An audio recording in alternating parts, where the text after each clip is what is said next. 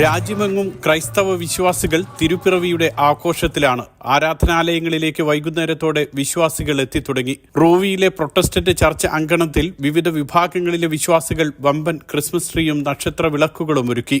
കോംപ്ലക്സിൽ സ്ഥിതി ചെയ്യുന്ന എല്ലാ ദേവാലയങ്ങളും വിശ്വാസികളെ വരവേൽക്കാൻ ഒരുങ്ങി. നക്ഷത്രങ്ങളും വൈദ്യുതി വിളക്കുകളുമായി ആഘോഷം കെങ്കേമമാണ്. കരോൾ സംഘങ്ങൾ ഇടവക അംഗങ്ങളുടെ ഭവനങ്ങൾ സന്ദർശിച്ച് തിരുപ്പിറവിയുടെ സന്ദേശങ്ങൾ കൈമാറി. ഉണ്ണിയേശു പകർന്നു വന്ന സ്നേഹത്തിൻ്റെ സുവിശേഷം ലോകമെങ്ങും അറിയിക്കുക എന്നുള്ളൊരു ഉദ്ദേശമാണ് ഈ കരോളിൻ്റെ ഭാഗമായിട്ട് ഞങ്ങൾ നടത്തുന്നത്. അതിലെല്ലാവർക്കും ക്രിസ്തുമസിൻ്റെ എല്ലാ മംഗളങ്ങളും നേരുന്നു.